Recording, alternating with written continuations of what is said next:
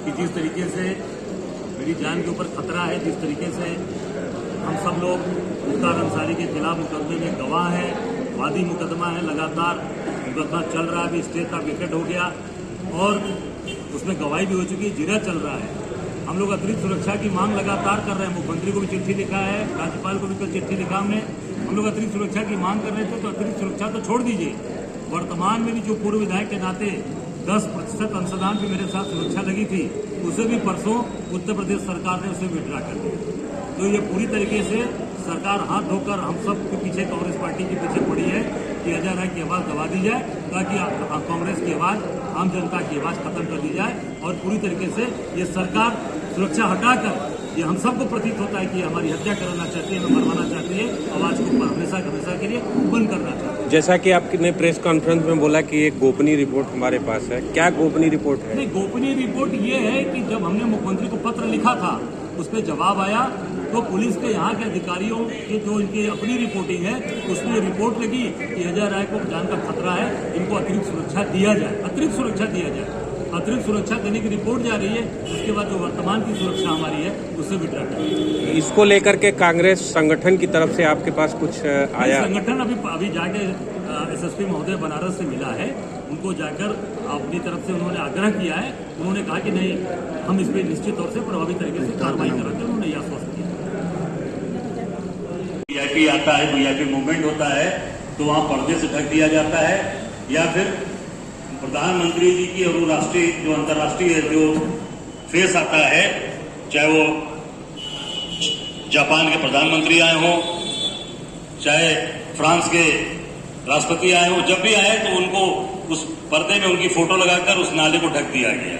इन सब चीजों को हम लोग लगातार उजागर कर रहे हैं, और उजागर करने का नतीजा मुख्यमंत्री अभी 4 साल का जश्न मना रहे हैं, लगातार जश्न मन रहा है कि 4 साल बेमिसाल। हम लोगों ने बनारस में कहा कि 4 साल में पूरे प्रदेश में हाहाकार मचा हुआ है।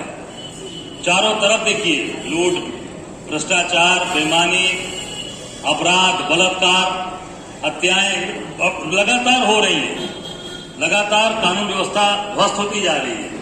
उस पर हमारे सभी साथियों ने जिस तरीके से चीजें आगे बढ़ चढ़कर कार्य किया है, वो सरकार को नागवार गुजर रहा है, सरकार को खराब लग रहा है, और सरकार हम लोग के खिलाफ उत्पीड़न की कार्रवाई लगातार कर रही है।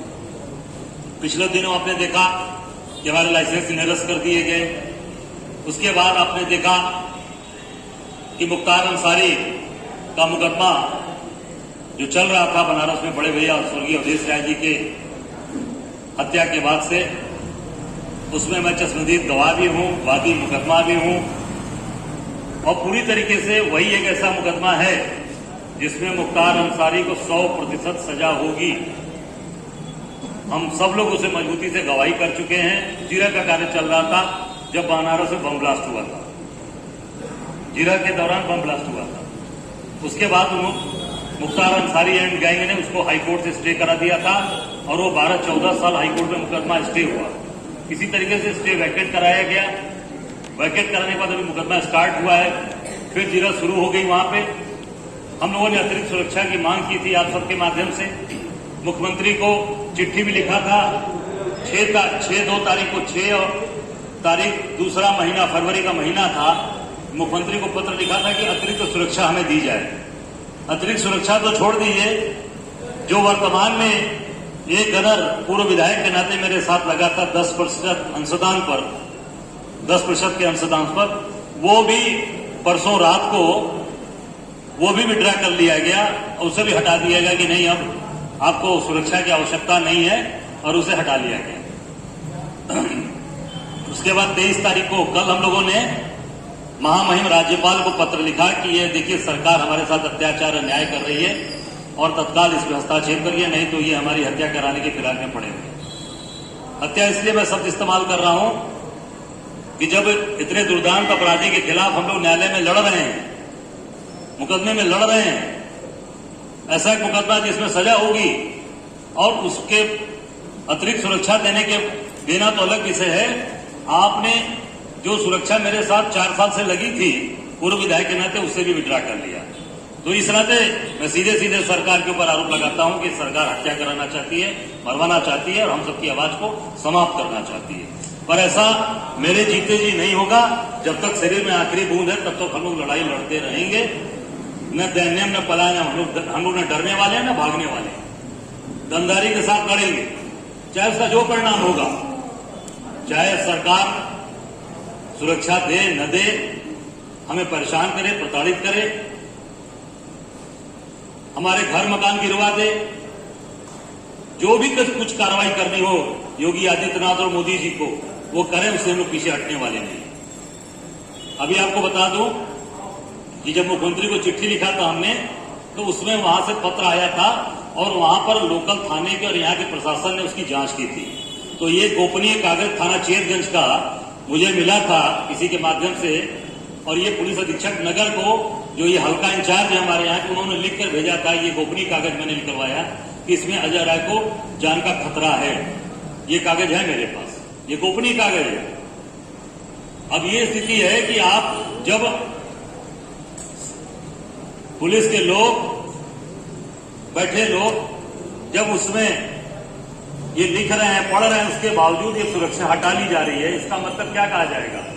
इसका मतलब यही कहा जाएगा कि पूरी तरीके से सरकार राजनीतिक विद्वेषवश हम लोग के खिलाफ कार्रवाई करा रही है और हम लोगों को समाप्त करना चाहती है। कांग्रेस पार्टी की आवाज को बनारस में दबाना चाहती है। पर हम सब लोग राहुल गांधी के सिपाही हैं, हम लोग सोनिया गांधी, प्रियंका गांधी के सिपाही हैं।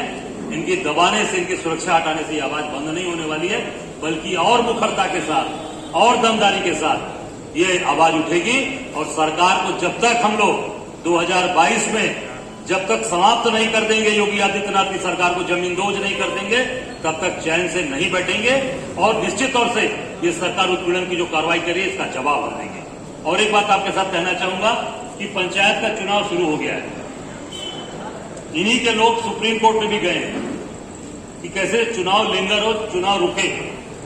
और ये सरकार की मंशा है कि ये चुनाव विधानसभा चुनाव के बाद हो, क्योंकि पंचायत का चुनाव अगर पहले हो गया तो मैं दावे के साथ कह सकता हूं आप सबके सामने कि इनकी पूरी हवा निकल जाएगी। एक भी पंचायत का चुनाव ये जीत नहीं पाएंगे। मैं बनारस की बात जहां तक जानता हूं, एक चुनाव नहीं जीत पाएंगे। और ये चाहते हैं कि अगर विधानसभा के पहले ऐसा रिजल्ट आ गया तो 2022 में इनको एक भी सीट मिलने वाली नहीं। इस तरह पूर्वांचल की, पश्चिम में तो ऐसे भी खत्म हो चुके हैं। तो ये पंचायत के चुनाव को आगे टलवाना चाहते हैं, इसलिए ये अपने ही लोगों के माध्यम से कोर्ट में, हाई कोर्ट और सुप्रीम कोर्ट, इसको ले जाकर कोर्ट में लिंगरान करना चाहते हैं। तो ये केवल, और ये पंचायत का चुनाव आ गया, पंचायत के चुनाव में हम न निकले, हम पार्टी का प्रचार करने न जाएं, गांव गांव न घूमें, इनकी असलियत को जनता को न बताएं। इस नाते ये पूरी तरीके से राजनीतिक विद्वेष, राजनीतिक कारणों से कि अजय राय की सुरक्षा हटा ली जाए, ताकि अपने घर से न निकल सके, आम जनता, गरीब आदमी, कमजोर आदमी के बीच में न जा सके। और जो इनके खिलाफ माहौल है भारतीय जनता पार्टी और योगी मोदी के खिलाफ, महंगाई से लेकर, भ्रष्टाचार से लेकर, आप देखिए पेट्रोल डीजल के दाम कहां चले गए, गैस के दाम कहां पर हैं, सरसों का तेल 170 रुपया हो गया, 75 रुपया, रिफाइन ऑयल कितना हो गया? आप सब लोग रिफाइन खाते होंगे, सब लोग, मुझे लगता है शायद 150 के आसपास हो गया। कोई चीज, दाल से लेकर, सब्जी से लेकर, कोई चीज सस्ती नहीं है। आम आदमी, आप सब लोग, एक साधारण तनख्वाह सब लोगों को, सबको मिलती है, कैसे अपना जीवन यापन आप सब लोग कर रहे हैं, ये सबके सामने समस्या है। आम आदमी, साधारण आदमी, हाँ योगी मोदी, इनके लोगों को तो पैसा, सारी चीजें मिल रही हैं, हमारे दो पे सरकार चल रही है, इनको कोई दिक्कत नहीं है। हमारे पत्रकार साथी, हमारे छायाकार साथी, हमारे साथी, हम सब आम जनमानस, आम आदमी, वो आदमी परेशान है, वो आज एकदम टूटा हुआ है। सामने होली का त्योहार है, कहीं होली का चहल-पहल दिख रही है आपको?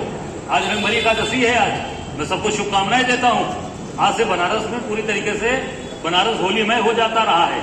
कहीं एक भी आपको दुकान सजी दिख रही है? मैं भी देख रहा हूं। क्यों? क्योंकि लोगों के पॉकेट में पैसे नहीं है, महंगाई चरम सीमा पर। उस पर नहीं ध्यान देना है, कैसे अजय राय को प्रताड़ित करना है, अजय राय के खिलाफ कार्रवाई करनी है, अजय राय को जेल भेजना है, अजय राय की सुरक्षा हटानी है, इसमें यह सरकार काम कर रही है।